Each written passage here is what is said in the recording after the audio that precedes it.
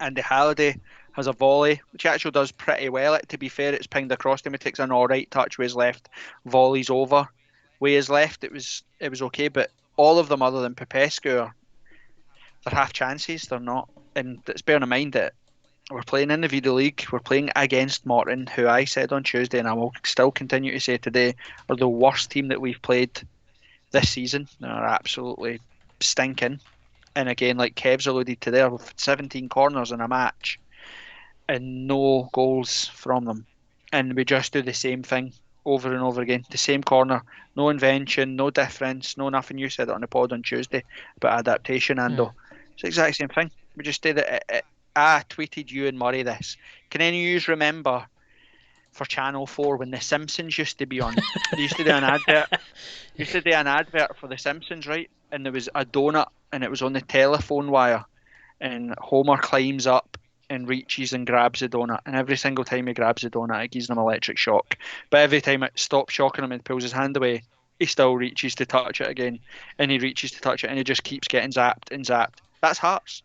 That's Hearts. We do the same thing over and over and over and over again and hope that it'll be different this time. Let's play 4-2-3-1. Didn't work last week, boss. Let's try again. No bother. Stephen Naismith, you're playing in the 10. But I'm shite in the 10 and I can't play that. I know, but this is the week it'll change. Every single week, it's the same shite. And then we sit and we do this. We sit back here, we all get together and we go, what's happening? Why is this happening? And why is Robbie Nielsen not seeing it? It's the same crap over and over again. So, is there anything else in the first half that we felt we missed, Kev? I just wanted to say that I slightly exaggerated with the 17 corners. It was only 12. Okay, but it was fine. I know, But but it was. I It think, was no, I think the biggest thing for the first half is the way in which we played was 10 times better than we played in a lot of the other weeks, whether it be against Queen of the South, Ayr, Dunfermline, or whatever. So we did play a lot better in the first half, but to not work the keeper, I think is absolutely scandalous. That to me is the biggest scandal, is the fact that we've got all this possession, we've done all this, forward planning and moving forward and moving the ball about well. Actually, can you tell me one save the keeper made? no, I know Well, exactly. there's a couple in the first It's half. not. But there Aye, was like but things that, routine saves, didn't they? the routine saves are right into his Mhm. body. It's not like you've went, I think he had one for McAneff. McAneff hit one for about 30 yards and it bounced just before him and he's done well to push it around the post for a corner. So yes, I'll give you that. That's one flipping shot in the first half that the actual keepers had to actually do some work. Flipping.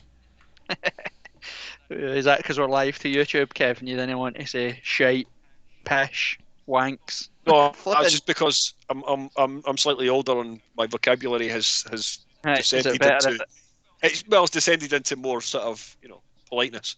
well, here's something else. But don't worry, there's another beer going down. Here's my question I'll put to you is, how many of you is it 30 minutes into the game and we've no scored, 40 minutes into the game and we've no scored, half time and we've no scored? They're thinking, this is Queen of the South all over again. It's Ayr United all over again. When we don't score early, I would love to know the stats about us goals early in matches to win rates versus goals late in games to win rates as well, because we're just, as soon as we don't score, it's like we've spoke about before. You can just see we just run out of ideas. McAneff was really lively first 30 minutes. Castanier pretty lively. Gary Mackay-Steven better than what he'd been. Boyce, Naismith buzzing round about. Kingsley getting forward. Smith getting forward. We missed chance, chance, chance, chance, and you can just see the belief in the team, the belief in the shape, the belief in the system just draining out us. And I think I actually put in a group chat as well that this is Queen of the South Mhm. all over again because we don't take our chances. So, end of the first half, 0-0, a little bit more positive than we had. They had a bit, again, it's one of those things where I think they grew a bit of belief towards the end of the first half when they had a wee chance for a corner and then that silly cross that hit the bar. And I think they thought to themselves, and it's these aren't teams. This isn't Aberdeen or Hibs or St Johnstone or Motherwell or Kilmarnock. This is Morton at Tynecastle, and they've sussed us out. So you go in at half time, you're thinking to yourself, right, we're played with a bit of tempo. Let's hope for a positive start to the second half. How does the second half start? Morton got up the park, get a shot, get a corner, and you think, what? The exact same happened with Dunfermline. The exact same happened at Queen of the South. Straight for their corner, they're in our half. Harry doesn't get a like a corner or a throw in or a shot at goal, and you think any reaction that the players are going to have from getting a kick up the arse gone within 10 seconds because they're straight at us. So no changes at half time. Would you have changed anything at half time if you were Robbie Nielsen, or would you have been happy enough with what you saw?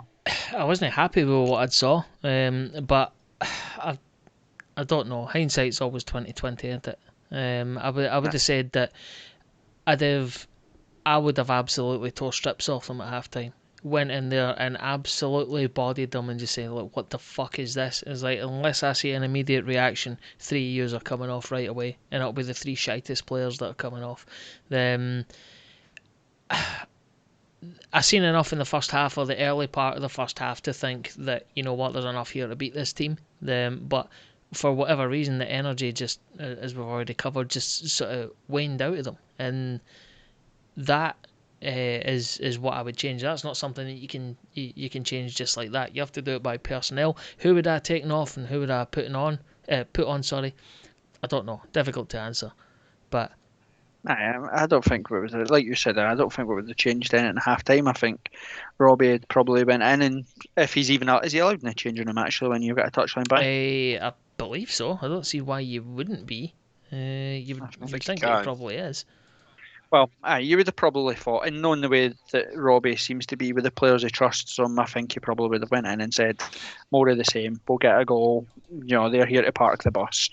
But as I said, 10 seconds into the second half, they're up the park, having a shot, having a corner, all that sucks the life out of us. Any confidence that you've had from a half-time arse kicking drains out you, and then you've seen it with the players passing the ball to Castanea, goes under his foot, out for a throw in. They've had one long ball up the top, up the park, like we'd spoke about against Queen of the South. Long ball over the top. Mikey Smith is miles up the park, miles out of position. They run onto it, takes two touches, leathers it into the bottom corner for 1-0. It's a good finish, but Great finish. so easy. So easy. And like I've said, I'm going to keep harping on about it before because we're going to win the league. We are. We're going to stumble and have enough. There's not enough games left. The teams around us aren't good enough to put a run together where they're going to win every single game from now to the end of the season. And by hook or by crook, we'll win enough and do enough to win the league. As we said there before, Dunfermline and Rafe are basically 11 points behind us, or 13 points for Rafe's case, but they've got two games in hand. Dunfermline have one in hand. So it takes them about 8 points with us. Dundee, if they win their games in hand, they could be about 9 points behind us, and if Cali win their games in hand, they can be about 9 points behind us. But you have to factor in that both in all of their games in hand, they all play each other. So somewhere along the line, they're going to slit each other's throat. So, for example, if we use the Dundee Dunfermline game, which is Dunfermline's game in hand, Dundee beat Dunfermline. That rules Dunfermline out of having really any chance of winning the league because they'll be 11 points behind, still to play us. We're going to win it by hook or by crook. So it's we're going to they're going to run out of games for anybody to seriously charge and hassle us, and that's not good enough. As Ando said, that's not good enough for the budget that we have. Then after they score, you think you'll see a reaction. You think, right, we'll get a G up, we'll see a bit of reaction, we'll start putting pressure on them. We've seen absolutely nothing really until the introduction of Jamie Walker. Some people have said on Twitter that Nandwili made an impact, made a difference. I won't even. He can still get a few more games as a pass before I totally and utterly go for How them. many though? But exactly. His touches were a joke. If you actually watch the cutback, he almost runs it out of play for one of the cutbacks. Not the goal. His ball in for the goal is actually quite nice. But there's a bit where he gets the ball played through to him and he has to take one decent touch. He's one-on-one with the keeper, misses it, rolls it. There's a second one where he's at the byline. He tries to take a touch and beat his man, and he almost knocks the ball completely out of play. and he manages to get the cross in. He was trying to chest the ball down with 3 men on him. He never won a header. So I don't think he made an impact in the game, but he gets a bye because he's only played, 3 games for Hearts or something. So he kind of gets a bye. But Jamie Walker, wasn't until he came on that we actually seen a bit of a difference. And again, I'm going to go back to it because where we are, Jamie Walker, arguably for the past month has been our best player. Aye, he's definitely added the one most of the most value. lively. Close on. Aye, close on. I think Jamie's played really, really well over the last 4 weeks. To an extent that you'd actually say that he's going to be the first pick. And we all know that, from a fitness point of view, him playing a Tuesday night and a Saturday is maybe not exactly the greatest scenario for him, but I think he's done pretty damn well, if not over and above what you would expect from him. So good on him. Well, answer me this then: why does our manager, looking at those teams, bench him?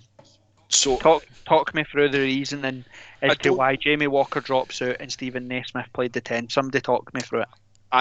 So what I've just mentioned, I think, is the only reason I can think of as to why that has actually happened, is the fact that Jamie Walker, as a player, and he probably will admit this is himself, is not the kind of player who can play X amount of games in a short period of time.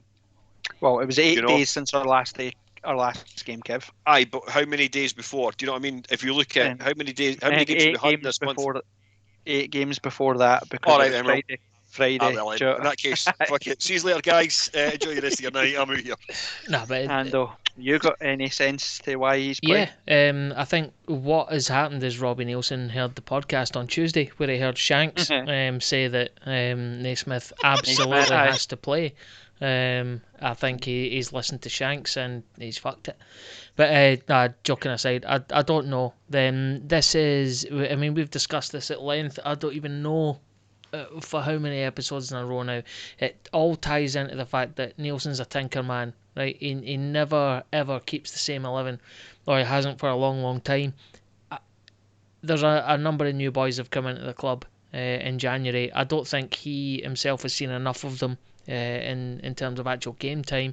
He doesn't know what his best 11 is. I think he knows that shape is what he'll take to the grave with him. I think that's what he will always do. I think what he'll do is he'll shoehorn people into that shape by hook or by crook. I think what we've seen today is a little bit of that. Him just experimenting again to try and find out what his best team is. But I don't think he knows. I'm with you there, and wait, I'll try and do him justice. I'll try and find the guy that tweeted me with the things for it so that I can give him the proper shout out that he said, because in today's match, Stephen Naismith played as a striker in the 10 in midfield, and he played as a right winger, and he managed to last 90 minutes as well. How many other players in the team get to be moved around and get that many opportunities? Castaneer, for example, like you said, was actually pretty lively in the first half.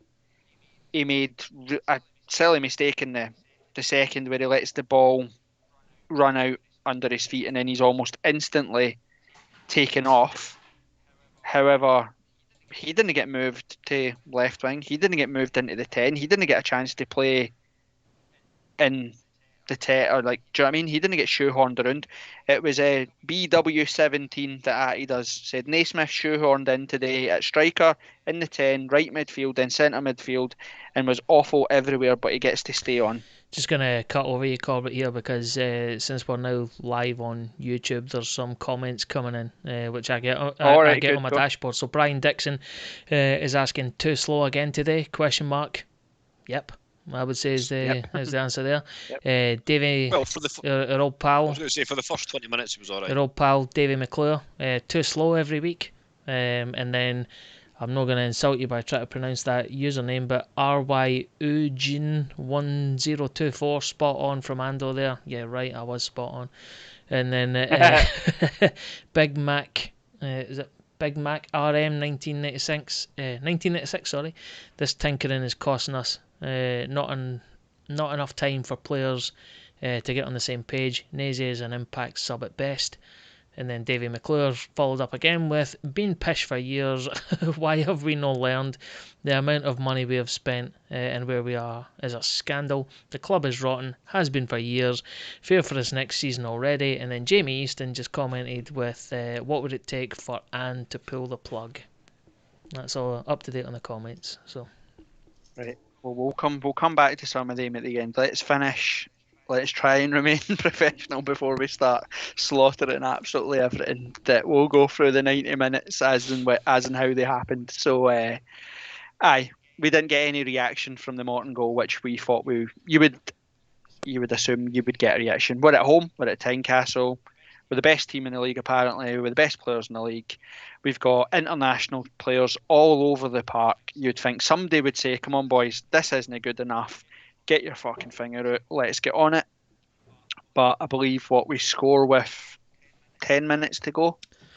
Whatever, is it as late as that? Is it maybe 15 minutes to go? Something like that? I can't remember. 71 minutes. 71 minutes, aye. 71. So let's talk about the goal. It's actually quite nice. Nice play. Decent ball in from Nandwillie. And a great header for Walker. Exactly where a 10 should be. He's coming in past the striker. He's in the middle of the park. He's attacking the ball. Exactly where he should be. And it's a great header. And congratulations to Jamie.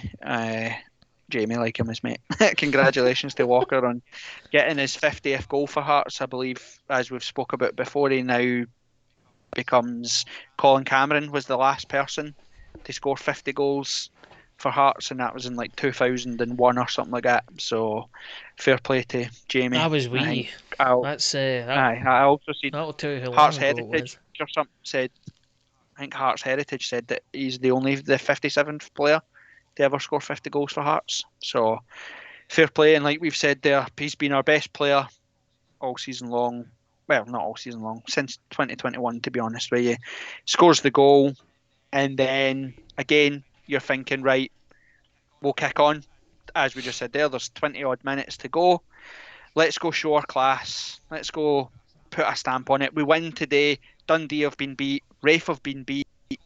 You go get 3 points today, and we're laughing into it. You're saying like league's done, but no, it was powder puff for the remainder of the match. The lack of options on the bench again. We've let Whiten go to Dunfermline. He scored 2 goals today. Just on that, and it's just flashed up on screen in front of me. Ryan Carson it's just written. Also, what about Wigton today? Lol. Which is a fair point, but and just to catch up on the mentions, James Tarwin, Nielsen is good enough for promotion, not good enough for Premiership. If we keep him, we're in a relegation scrap. And then Ryan, just previous to his comment, hey guys, how are we? Congrats to Jamie on the 50th, which you've just talked about, Corbett. But it's making me wonder how we will cope next year. Robbie, I'm not a fan of, especially his attitude. All valid points. Well, we'll come on. Yeah, valid. And we'll come on to that in a wee minute, because again, loads of people have been in contact with us on Twitter about where we think Hearts could potentially finish next season. And normally I'd be full of bravado and tell you, oh, we'll be great. But as it stands now, I'm not even convinced we're 100% going to get out of this league. So let's deal with the facts first. Goal goes in, and again, it just becomes powder puff there. Like we said, Wigton scoring 2 for Dunfermline, and we're chasing the game, and we bring on Andy Irving chasing the match because there's no strikers on the bench. We've brought Nandwillie on, and he's the only attacking option really on the bench. There's no one else, so you start to question the logic of letting him go. But there you go.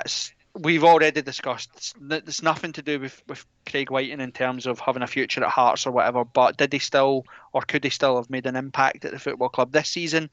The answer to that is probably yes. Should we be relying on him? The answer is absolutely not. We should be more than capable of being able to take care of Morton at home, but that's the cock we're left with this way. You've got to get on with it. You sound like my granddad. So, and that was it. Nothing else really. I wish I could sit here and tell you it was like Rafe Rovers, where their keepers turned into Iker Casillas and has made 900 amazing saves, and we've rattled the bar and smashed the post, and we were rubbish. We could have still be playing right now, and we wouldn't have scored and won. Kev? A question then. We've already said that the first half we played well, second half we were a bit off the pace. Who gets man of the match? That's the answer I was expecting. A man of the match for me was Bradley. While he's not on the live stream, we were on a call watching the game, and his patter was best. It was better than anything I watched today, and certainly better than Tam's patter, who should have been here tonight. So fuck you, Tam. Because he's a happy is. clapper, and he doesn't want the podcasters listening to realise that he's as negative and as dull as Can't always. take the rough with the smooth. That's all we've got to talk about for the 90 minutes. In terms of man of the match, you probably say based on the first half it would be McAneff. I thought everybody that put his foot on the ball and tried, it'd be him. Would you say Walker could be man of the match because he's scored the equaliser and was probably the most liveliest since he came on? That tells you where we're at. We're a home game against Morton. That's the standard that we're at. So we might as well. Sorry, one of the boys with the impossible username. Who was the man of the match? The corner flag, because the corner flag saved us from having a corner against. If you remember, it went out for a throw in. I'm with you, Ryan. I think that's probably what your name is. Whatever it is, 1024. The corner flag gets the man of the match for me. Well done. The elephant in the room is Hearts under its current setup. So Robbie, I can't remember where I put it out, but on paper, why wouldn't you like Robbie Neilson? He's a Hearts man, played for years and years at the club, won trophies with the club, played in the Champions League, played at successful sides for us, and was successful at getting us out of the Championship the first time. So on paper, he's the and I get why fans want to like him. I get it. He's a Hearts guy, and we're good with Heartsmen, and he's been loyal to the club, and we've liked the way he spoke about arbitration and the points deduction and all that sort of stuff, and we've liked all that. And he's knocked Hibs out the Scottish Cup. He's been 2 penalties away from winning the Scottish Cup. He is a likeable guy. You know what I mean? If you were right on paper the attributes we would like for a Hearts manager, Robbie would tick the boxes. And if this was his first ever time managing Hearts, you could probably argue that we would be fine. Get us out of the league. It's a crap season. It's this. It's that. You would accept it. But this isn't Robbie's first time in charge of Hearts. It's not his first time being in charge in Scotland. And everything that we see now is the same complaints that were here the first time. It's the same dross that we've seen throughout Robbie's tenure as managers at other clubs. So the question is, what has to change? Ando, for you, what changes? I don't want to say it, but say it. The play, right, it's a long, and again, I know we're only on here briefly, this isn't a full episode, but the playing staff that we've got, I'm sorry, are good enough to win that league at a canter. We're talking about drop points and all that earlier on. What needs to change is not Robbie Nielsen's attitude, if not Robbie Nielsen himself, right? So Robbie Nielsen's attitude needs to change to the point where he needs to stop being frightened of the opposition and overthinking the opposition. And we've covered this a number of times on the show. I just said show like a total wank there, sorry. On the pod. So he needs to park that chat and he needs to be a little bit more experimental with his shape and formation. It should be the case that let's try and not overthink the opposition. Why don't we just go out to absolutely kick shit out of the opposition? I've not seen us set up in a way to do that so far this season. So that's what needs to change for me. And if any of that can't happen, well, fuck it, we'll change the manager. There, I've said it. Kev? I think that was quite a good point. And what needs to change? I think this whole tinkering aspect has to change. Stop pissing about here, pissing about there. Let's just play the strongest 11. And again, this comes back to, do we know what the strongest 11 actually is? But it's a real strange one. It's a real interesting way to look at it, that he wants to change because we're playing at home or we're playing away. Just play a solid back four. If that's what you're going to go with, stick with a back four. And stop playing players that are in the wrong place. You know, we've spoke about it a number of times. It's that whole aspect of, you know, round holes and square pegs, or square pegs and round holes. We just didn't get it. I just didn't get it at all. Aye. Let's see two men up front. You know, I think it was Tam that said it on the podcast last week, or episode 38, what we've just done. You know, if it's going to be Guandoli and Boyce up front, play the two of them up front. Play them as a two. You see, you know, Naismith, to me, he is a striker. He's the guy who links up with Boyce. He's the guy who brings everything in. But what you're now starting to see is that I think Naismith wants to be involved in every area of the park. So he's maybe given the instruction by Nielsen, right, I want you and Boyce to play together. I want you two guys to link together. But because the ball's not getting to him and he's not involved in the game as much, what he starts to do is he starts to drop back to actually take the ball to try and get involved in the game, because that's the kind of character and the kind of player he actually is. So I think there's a lot of aspects that we just aren't quite getting the mix together. Well, Robbie Nielsen played 4-2-3-1 his first season as Hearts manager. He played 4-2-3-1 the first season he managed in the Premier League. He played 4-2-3-1 until he left to go to MK Dons. When he went to MK Dons, he played 4-2-3-1 when he played at MK Dons. When he went to Dundee United, he played 4-2-3-1. Then he had his full season at Dundee United, he played 4-2-3-1. Now he's back at Hearts, he plays 4-2-3-1. How many times we are screaming, we want three at the back, we want two up front, we want this. Robbie Nielsen doesn't change. He doesn't change. He's always been the exact same. And like we've said there, Homer trying to get his donut. It's the same thing over and over and over and over and over again. And it's who we all work in, we all have jobs, right? And there'll have been projects or whoever that we've been in, and you sit and you listen to your manager or whoever and you think, what the fuck are you talking about, man? That's the stupidest way to do that there is. And you're telling me that those players aren't looking around and watching, like, for example, Stephen Naismith struggle in the 10 and then struggle at right wing and then struggle in the centre of the park. They're not sitting there thinking to themselves, how is he still on? Why is he still getting a game? Do you not think that's how football players work? That's what we're like at work. Do you mean if somebody keeps getting asked to do a job and you think, he can't do that job, why does he keep getting asked to do it? It's the same thing, and it's the stuff with Robbie Nielsen that's bugged us from the start. Now, everybody gets hung up on Robbie Nielsen's first time round saying, oh, we had a banner out and a plane out because we were second in the league. We were second in the league whilst team had 3 games in hand or whatever. In the game before that, we'd just drawn with Hamilton away from home after being absolutely dreadful for ages. The stuff that we're seeing now is just a hangover of what Robbie Nielsen does. This is how he approaches games. It's how he wants to set up. It's how he wants to play. He always wants to be smart. He wants to play with 2 10s. He wants to play with two sitting midfielders. We've played at home to Morton with one person up front. We've played one up front at home. 4-2-3-1 is 4-5-1. That's the formation. It's 4-5-1. It's just a fancy way of saying 4-5-1.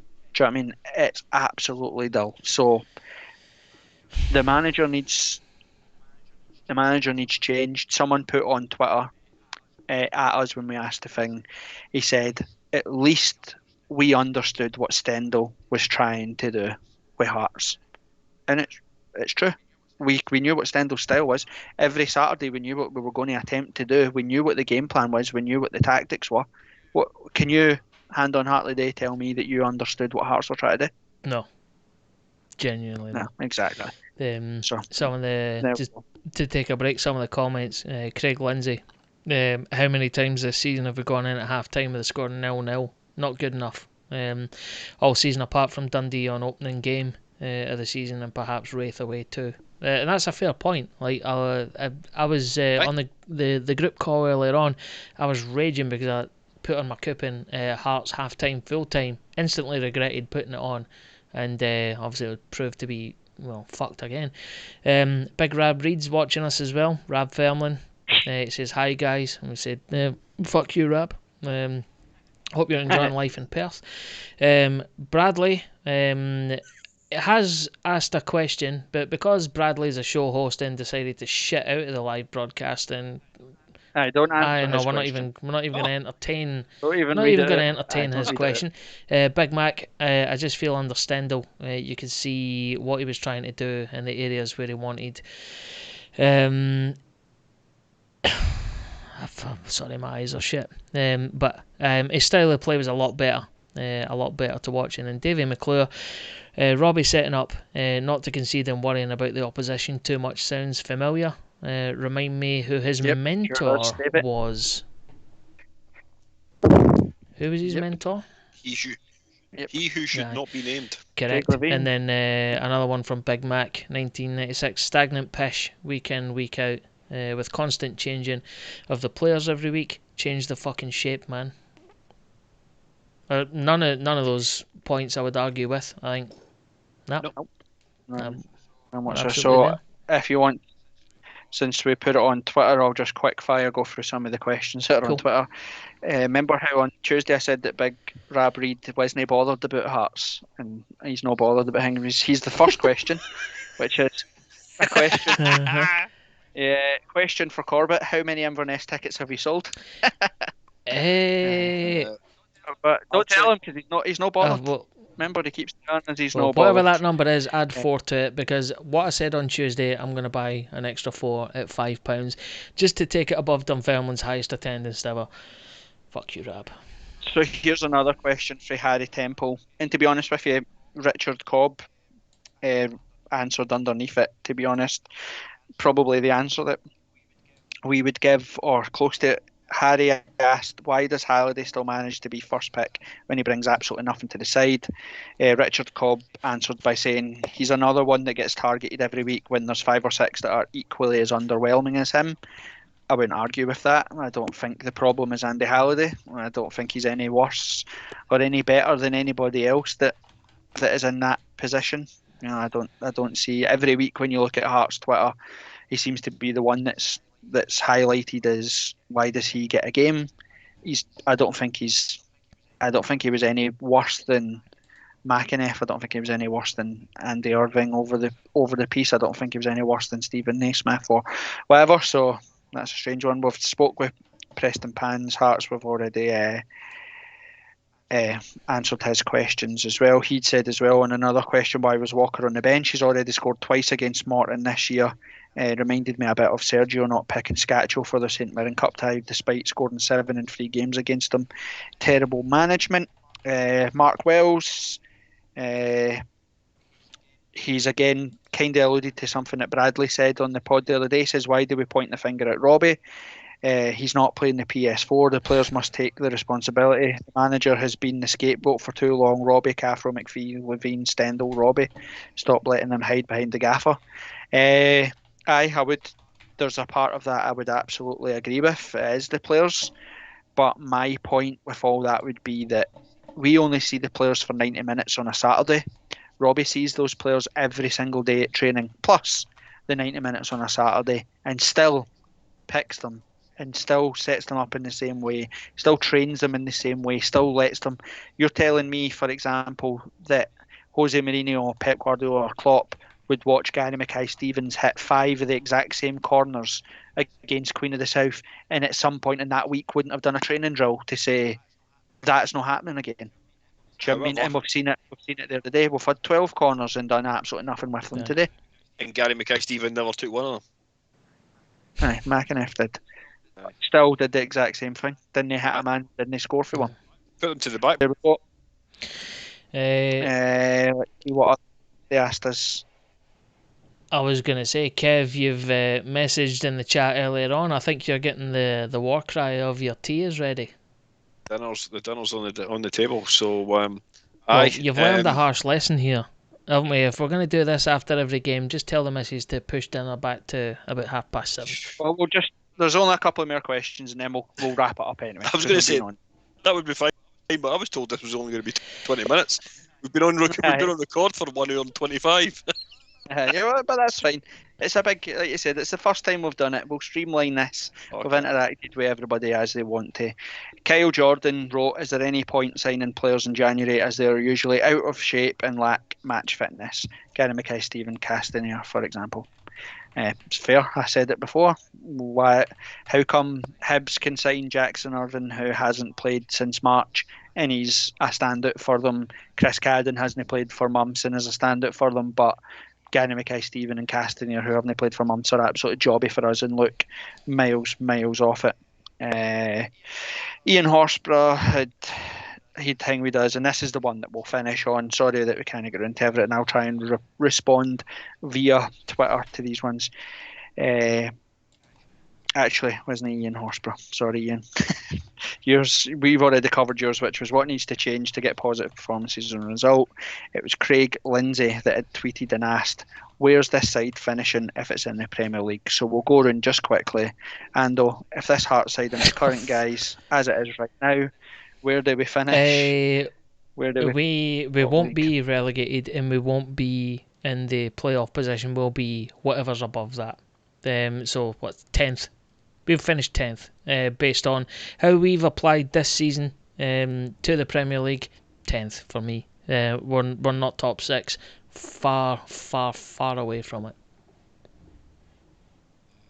it. For me, it would be 7th. And I'm only going on 7th, given that there might be fans back in the stadium, because I think fans make a massive difference.